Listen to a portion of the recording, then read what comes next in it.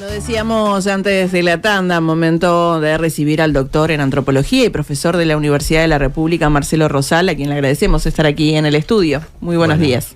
Bueno, buenos días, muchas gracias por la invitación. Gracias a ti. Bueno, lo anunciábamos también al comienzo del programa, ¿no? Estamos lamentablemente frente a una escalada de violencia donde muchas de las muertes que salen a la prensa tienen que ver con chiquilines, ¿no? Con niños, con adolescentes, que están en lugares, en barrios donde parece que la cosa se complica día a día.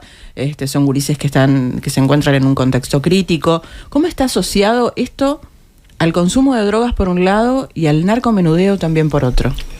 Bueno, primeramente hay una cuestión demográfica.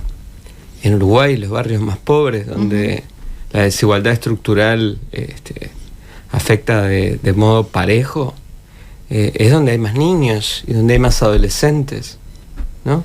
Hicimos una investigación en el año 2007-2008 y estudiamos los dos barrios, Malvin y Malvin Norte, Malvin al sur y Malvin Norte.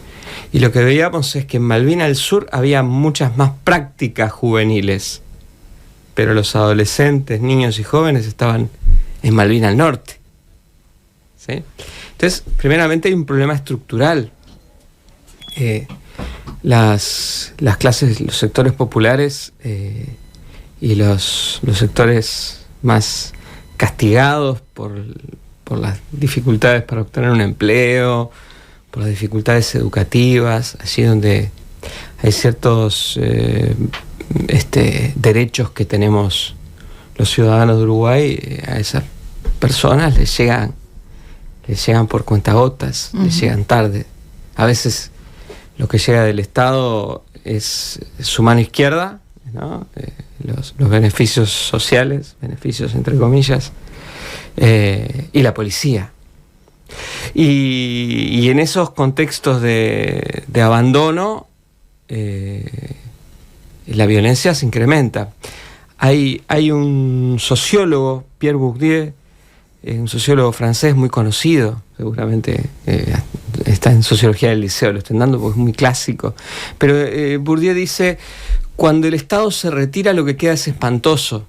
Y esto no quiere decir que el Estado sea bueno, evidentemente las sociedades sin Estado eran mucho mejores que las nuestras, pero hay como un efecto catraca, con la catraca de los ómnibus brasileños. Después que pasaste no podés volver, ¿no? Después que está instalado el Estado hace ya varios cientos de años, después de que está instalado el estado de bienestar, determinados derechos, cuando el Estado se empieza a retirar en determinado momento histórico, lo que queda es espantoso. A un nivel grande lo podemos ver en políticas europeas, ¿no? Cuando se retiró el Estado inglés, los resultados fueron distintas formas de violencias, sobre todo violencias juveniles. Hay fenómenos como estos que tú señalabas que ya existían en Uruguay. Lo que pasa que los movimientos que hace el Estado generan afectaciones que a priori no se prevén. ¿Qué quiero decir? Si uno retira un programa como Jóvenes en Red para adolescentes y jóvenes, o uno retira un SOCAT, ¿no? En un centro que era de referencia, donde el Estado, como dice un sociólogo, en este caso uruguayo, Denis Merkle, donde las políticas sociales se anclaban en un determinado espacio barrial, ¿no? Si uno retira esas cosas, se producen efectos negativos. Las políticas de seguridad no son solo policía, palo, camiones blindados. O sea que lo que estamos viviendo hoy es una consecuencia de la retirada del Estado de algunos barrios. En algunos casos podría serlo, pero tampoco puedo afirmarlo con toda claridad. Nosotros hicimos un estudio en tiempos de la pandemia. Quiero decir que ese debería ser un factor que deberíamos estudiar con claridad. Efectivamente había políticas de anclaje territorial que se han disminuido. Y hoy las que quedan, porque han quedado, no estamos en un fenómeno Milei en Argentina, ¿no? Sí. Han quedado políticas, el Estado uruguayo sigue existiendo y sigue estando presente. Sin embargo, se han disminuido. Y habría que ver el efecto de esa disminución. Por otro lado, hay fenómenos, quería empezar por el Estado, que es lo que podemos hacer desde las políticas públicas, ¿no? Uh-huh. Y después hay otro fenómeno que tiene que ver con los mercados. Les decía que hicimos una investigación más reciente, pues mencionaba una investigación del año 2007-2008, en el año 2020-2021. Y bueno, ahí estuvo la pandemia. Sí. Y ahí mucha gente se recluyó en sus casas, otra no pudo, porque en los barrios populares la gente se gana la vida cotidianamente. Uh-huh. Y en ese ganarse la vida cotidiano se apela a distintas estrategias que tienen que ver con lo micro. Voy a dar un ejemplo que los oyentes podrán entender muy bien.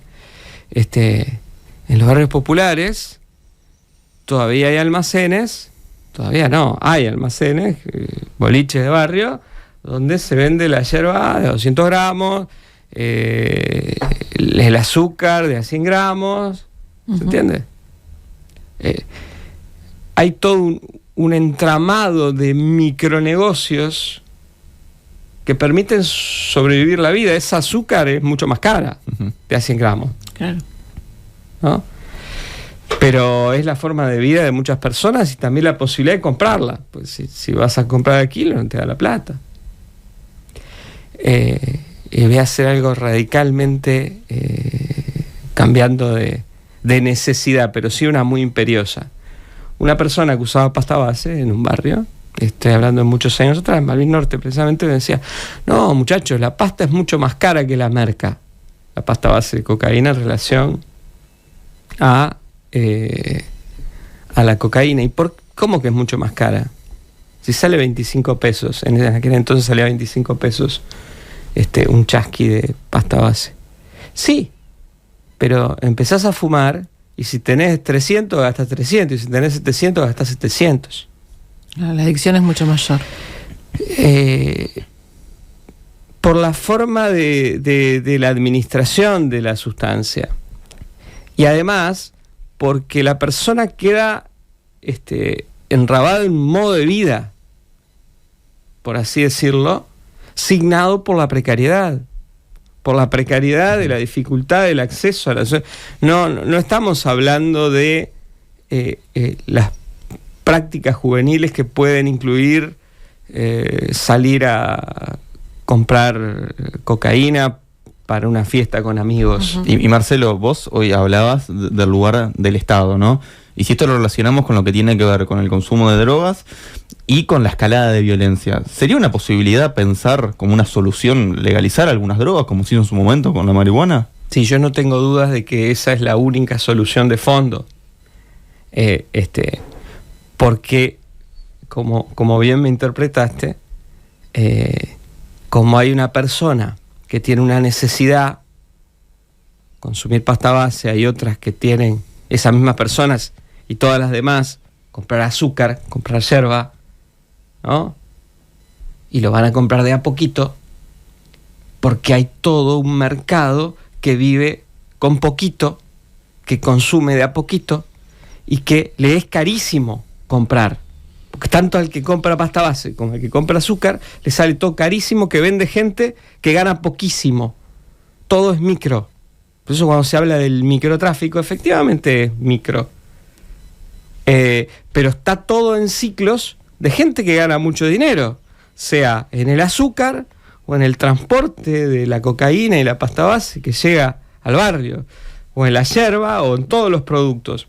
O sea que los pobres no solo son explotados cuando trabajan, sino también cuando viven en esa forma de vida de lo micro, de la dificultad cotidiana, de las microviolencias que a veces son brutales. Porque estos son violencias estructurales.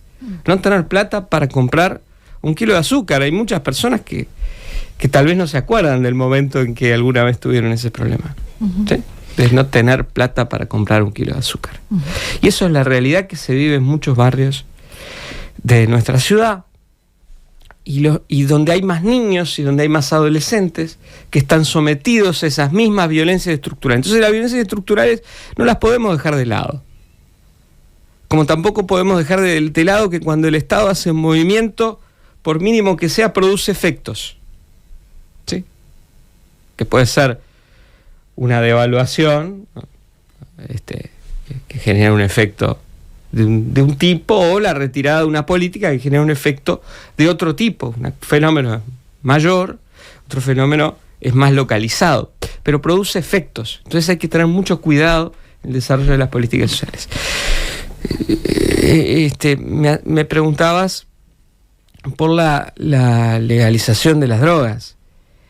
Y yo recuerdo cuando, con la honestidad intelectual que tenía el expresidente Tabaré Vázquez, dijo, bueno, que no estaba además muy convencido de legalizar el cannabis, pero dice, pero la cocaína, además siendo médico, ¿no? La cocaína era un producto médico, clorhidrato de cocaína, un producto médico que se vendía en las farmacias, que se utilizaba en la anestesia odontológica en forma masiva. Cualquiera que haya consumido cocaína sabe que anestesia los dientes. Yo no sé cómo sería ese uso odontológico. Lo que está claro es que cuando se vendía en las farmacias, y era como un medicamento controlado, no era un problema del cual estábamos hablando, por el cual se mataba la gente. Porque para cobrar la cocaína o la pasta base, la garantía del comprador que debe, ¿cuál es? Más si es pobre, más si se ha quedado sin amigos, más si le debe a todo el mundo. Es su cuerpo. Es su vida, claro. Es su cuerpo. Es literalmente su cuerpo, porque la vida es como la última ratio. Pero antes está el cuerpo. Y cuando hay conflictos entre comerciantes, no hay un contrato para refrendar los acuerdos. Los contratos suelen ser de sangre, y cuando digo de sangre, digo en el sentido de que la garantía es nuevamente el cuerpo, sino muchas veces el parentesco, las relaciones familiares. El otro día leí una noticia, no conozco montones de casos, un poquito más anteriores, porque en este momento no estoy haciendo investigación de campo en un barrio, pero entonces leí una noticia de un hombre que iba en su camioneta y que lo acribillaron a balazos. Era el padre de una persona que supuestamente es un comerciante. Pues son comerciantes, en algunos casos son unos emprendedores. Cuando hablamos de emprendedores, un comerciante que es chico, y que inicia un negocio, microtráfico, una familia pobre que vende cosas en la casa, que a veces lo enmascara con un kiosquito, a veces no hay kiosquito, a veces hay una motita, a veces, y que está vinculado con alguno que tiene más poder. Pero muchas veces son lazos de sangre, literalmente, son cuñados, entonces están afectivamente signados estos negocios. Como también ocurre con las almacenes de barrio. Los negocios familiares son los que suelen generar alegrías, en unos casos, trabajo también, pero muchos conflictos. De nuevo, apelo al conocimiento de cualquier oyente. Ahora, Marcelo... Ese tipo de sociedades designadas por los lazos de sangre muchas veces son problemáticas.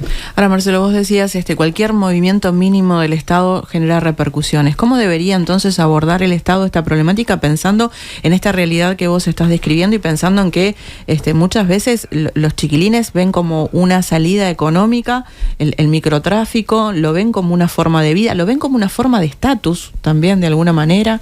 Entonces, ¿qué políticas puede implementar el gobierno, o cómo debería abordar esta problemática el Estado? Y si pusiste un almacén en el barrio y le va bien, y es una marca conocida y vende más barato, y hace las cosas bien y lo quiere todo el mundo, y hasta los domingos pone plata en el club de baby fútbol del barrio, y eso da prestigio. Yo sacaría... El narcotráfico es un negocio especialmente fetichizado porque es ilegal. Todo estos productos que es ilegal es un negocio. Primero tengo que pensarlo como un negocio. Un negocio que trafica cosas que hacen daño. Bueno, voy a nombrar a otro, en este caso un antropólogo, un colega, Philippe Bourgois. Dice, hay 3 industrias especialmente dañinas en el mundo.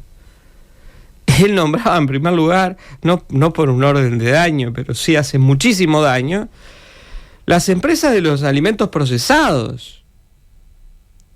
Producen enfermedades. Las tabacaleras, bueno, ni que hablar.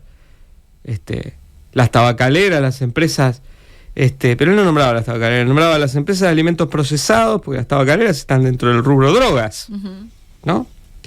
Las drogas, lícitas o ilícitas, y las armas y los laboratorios.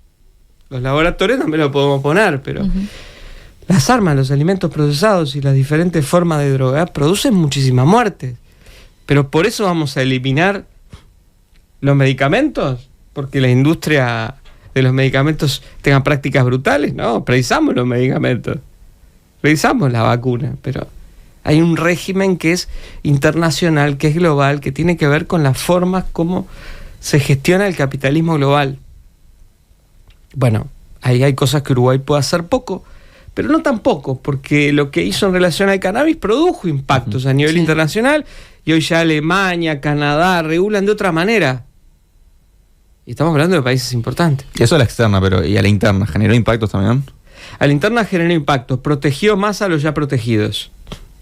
Y a los desprotegidos hasta le sacó un negocio. ¿Cómo es eso? Al joven Marcet lo perjudicó, porque le sacó el negocio, le redujo las ganancias por la cocaína y se empezó a involucrar en otro negocio. O sea que al joven Marcet, según él mismo dijo, lo perjudicó. Ahora, a los jóvenes de clases medias que antes podían ir presos por tener, o de clases populares que podían tener unas plantas en la casa y podían ir presos, como pasó con algunos de los militantes canábicos muy conocidos, eso ya no pasa. O pasó un poco porque hay todo un ajuste. Sí, pero judicial. En principio le estás ofreciendo una vía legal para poder hacerlo, donde no tienen que, por lo menos, acercarse a ese mundo. Por eso los protegió a ciertos sectores sociales. Pero evidentemente no se metió con el negocio que tienen ribetes más violentos, que es el que tiene que ver con la cocaína pasta base, que es el mismo sector productivo, por así decirlo. Es un negocio que en todas partes tiene ribetes violentos. Tabaré Vázquez dijo eso, y bueno, pero si legalizamos el cannabis, ¿por qué no pensar si se vendía en farmacia y no producía todo esto? Por otro lado, de nuevo, Uruguay puede hacer algo, pero puede hacer poco. Hay cosas que son globales. Pero en relación a la pasta base, hay un problema de salud muy fuerte con las personas que la consumen. Y ahí se tiran soluciones como internación convulsiva y tal. No funcionan. No funcionan. Si hay personas que quieren ser atendidas y no encuentran a dónde ir, y cuando van a un hospital, los atienden en el momento por los daños que... Y no estoy hablando para nada mal de los hospitales, por favor, al contrario, los atienden a veces personas que vienen en muy malas condiciones, incluso afectivas, por lo cual, como me dijo una enfermera una vuelta, pero es que son pacientes problemáticos, como si estoy de acuerdo con lo que decís, pero son pacientes... Sí, son pacientes problemáticos, pero eso es en el momento. Pero después la persona dice ya, bueno, el jueves tiene horas para... Ya del martes al jueves, 48 horas en la vida de una persona sometida a tal precariedad. Fíjense, está correteado de su barrio donde tiene su familia, que ya no se la bancan más. Está de lugar en lugar, ahora llegó a una esquina donde está, lo corrieron los vecinos, en otra lo corrió la policía, en otra quedó debiendo y ya no puede estar en ese barrio. Pensemos en estas trayectorias de vida. Entonces, y pensando justamente en las trayectorias de vida, ¿no? Si pensamos en esos niños, en esos adolescentes que se crían cerca de estos mercados de consumo, en estos lugares donde quizás es más fácil manipular un arma que acceder a un juguete, ¿cómo se hace para tomar esos niños, esos adolescentes y mostrarles que hay otra realidad? ¿Es posible? Yo creo que lo hacen todos los días las escuelas, lo hacen todos los días los clubes de barrio, lo hacen todos los días los educadores, las organizaciones sociales, lo hacen todos los días. No es que sea el único modelo que ven. Lo que pasa es que es el más rentable en algunos sectores sociales, ¿no? Y la gente tiene que comer todos los días. ¿Por qué se va a comprar de 100 gramos de azúcar? ¿O creemos que la gente no sabe que es más caro comprar de 100 gramos? Lo que pasa es que vive de a 100 gramos. Si vivís de a 100 gramos, sabes que pagas más caro. Como este usuario de pasta base me decía, no, esto sale más caro que la marca. A mí me gustaría poder tener un trabajo y sí, comprarme un vino y tener 1 gramo y y comer un asado con los amigos. Pero estoy en esto. Es un uso de drogas de la precariedad. Sí, y en el estoy en esto muchas veces, la gran mayoría de las veces pasa por el pasaje por la cárcel, ¿no? Porque después el pasaje por la cárcel, el 50% de las personas exactamente. Que están en las peores situaciones de precariedad. Y ahí se genera un círculo vicioso que parece bastante difícil de romper, ¿no? Porque lejos de rehabilitarse, es como que, bueno, que se vuelve a reincidir, se vuelve a caer en la cárcel. ¿Cómo es que se ataca este fenómeno en Las particular? violencias estatales, y ahora vieron que hablaba de la importancia del Estado, pero el Estado también hace violencias. Producen marcas literales en los cuerpos, de los daños, ¿se acuerdan? Bueno, sí, mucha gente se corta, una marca como de haber pasado por los espacios carcelarios, sea de adolescentes o de adultos. Pero por otro lado, produce etiquetas y estigmas que pueden servir para determinados modos de ganarse la vida y para otros no. O sea, me acuerdo un muchacho que me decía, y digo, ¿qué pasó acá? Porque había otro cuidacoche de noche. No, acá hay uno que tremendo gil, pero me vino a tirar las rejas encima. Estoy hablando en la jerga, ¿no? Sí. Vino a tirar que había salido de la cárcel y que quería un lugar, pero me vino a hablar de vivo, es tremendo gil. Le di unos correctivos y le di un espacio. ¿Pero por qué? Porque utilizar como algo, entre comillas, positivo para conseguir un espacio en la calle para cuidar coches, ¿no? Utilizar una apropiación positiva de algo que no te sirve para venir a la radio y decir, bueno, ando buscando trabajo, preciso un cadete. No te vienen, no te pueden tirar las rejas, encima no sirve para ese trabajo. Efectivamente son mecanismos de reducción de las personas a situaciones cada vez peores. Entonces yo decía, la internación compulsiva no sirve porque ni siquiera les damos internación voluntaria. Cuando podamos dar internación voluntaria podremos empezar a pensar en formas más, no diría compulsivas, pero sí de indicar a la persona, tenés tal lugar para ir, no podés seguir así. Y eso si te lo hizo un médico, miren que las personas están en condiciones difíciles. No, pero como me dijo un día uno, no, ahora por suerte estoy en manos de médicos. Me hizo acordar una palabra que decía mi abuelo, ¿no? Porque también uno encuentra eso, a veces en los barrios populares se encuentra no solo el que se vende el azúcar de 100 gramos, sino hasta expresiones que eran de nuestros abuelos. Incluso la expresión de los valores más tradicionales. Cuando se dice, no, la gente que ha perdido los valores, no. Lo que se pierden son códigos de comportamiento, pero los valores son los más tradicionales. Y hasta ese desajuste moral entre valores de mucha exigencia para el varón que debe proveer, que dice, no, yo estoy en la calle pues no puedo llegar con las manos vacías a mi casa. ¿No? Claro, bueno, y en yo estoy en la calle, también está este fenómeno, ¿no? De que muchas veces salen de la cárcel y quedan en situación de calle porque, bueno, no encuentran cuando salen las estructuras familiares de contención que necesitan, ¿no? O quemaron todo. También. Porque si vos cometiste más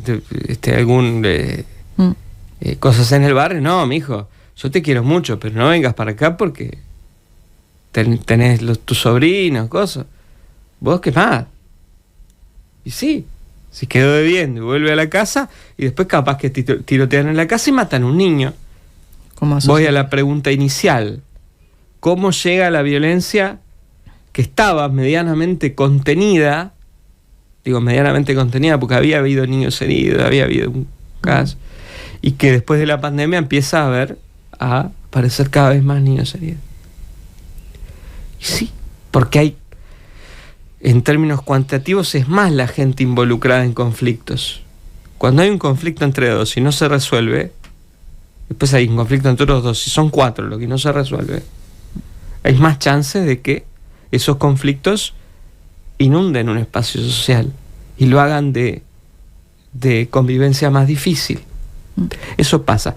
En relación a qué hacer con la pasta base, mecanismos de reducción de daños más agresivos.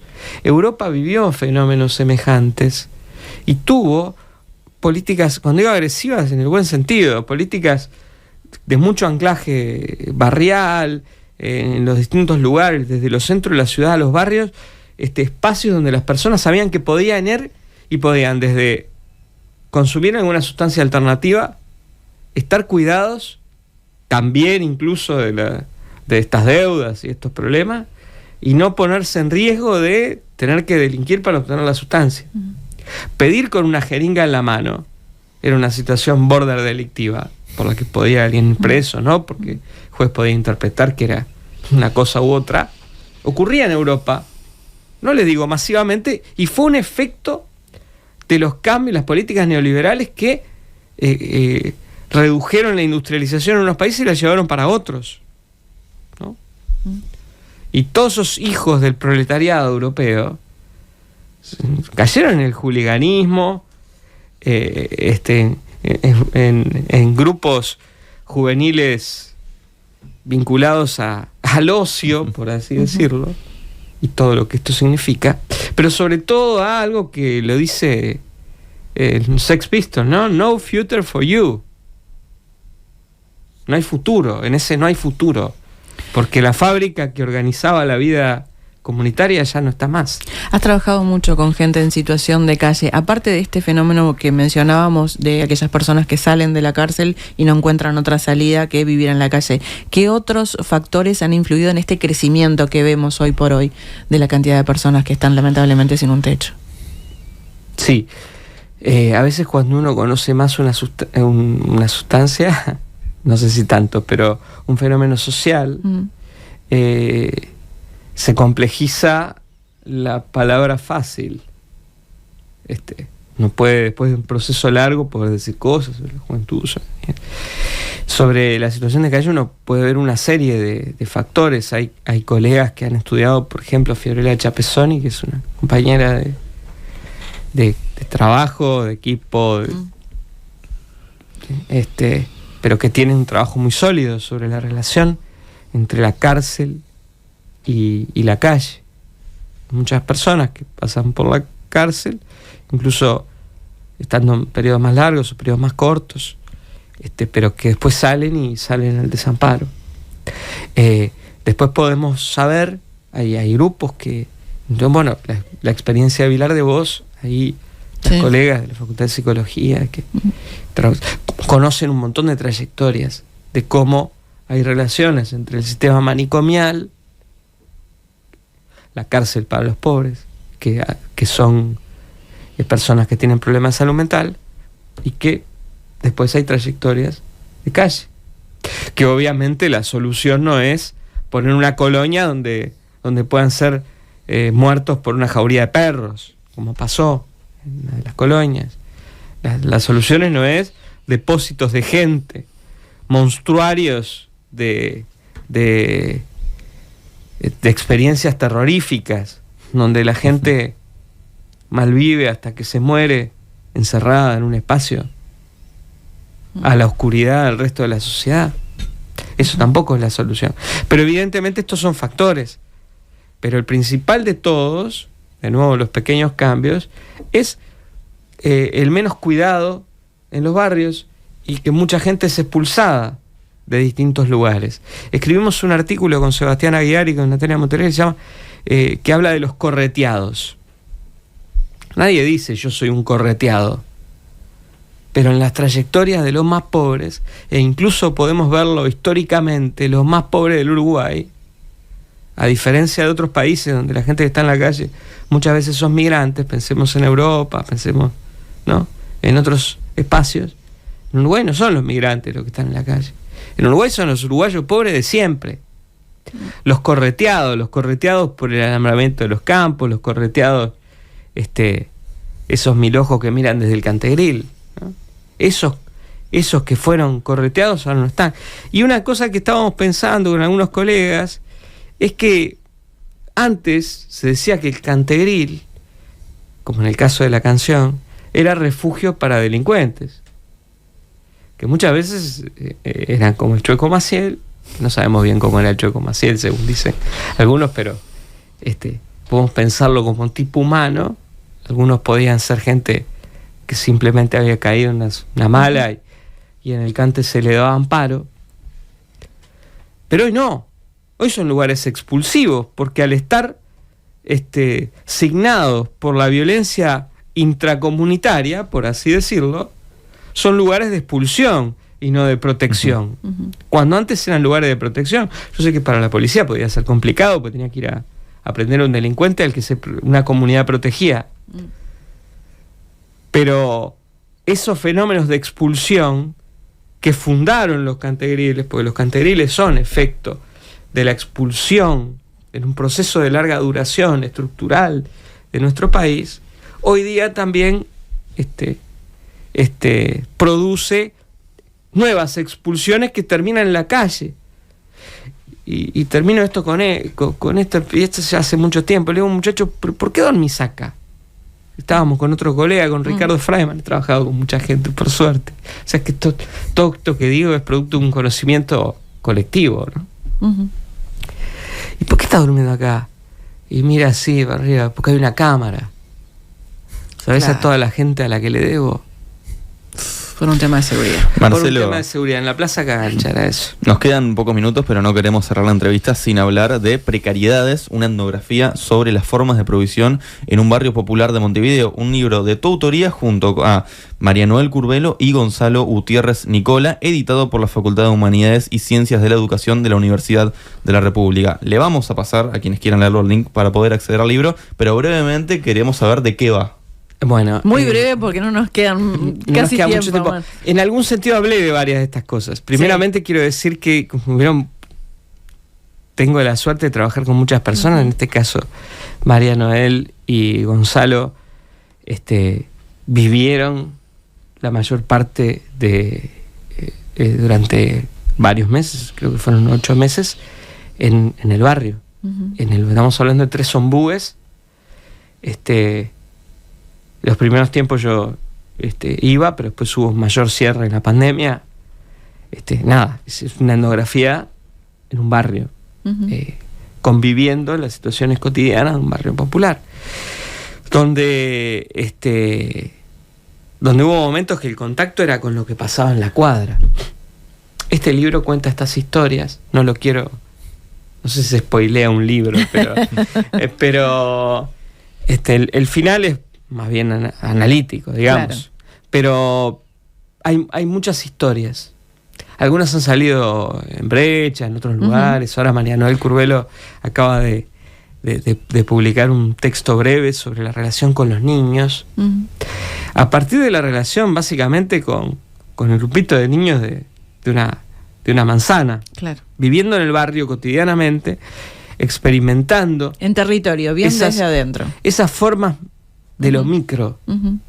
de lo barato y lo caro, de cómo se vive, de hacer jardines por una madre viuda, Ujú. con sus niños, en tiempo que hasta la escuela estaba flaqueando, pero la pandemia, Claro. pero que tenía que salir con su motito, y por otro lado las fábricas. Pueden ver en algunas fotos, en la edición electrónica se ve mejor. Para la edición electrónica nos mandan un mensaje y prometemos enviarles el link para que lo Exacto. puedan leer. Muchísimas Exacto. gracias, Marcelo. Muchas gracias a Gracias a ustedes. ti. Gracias.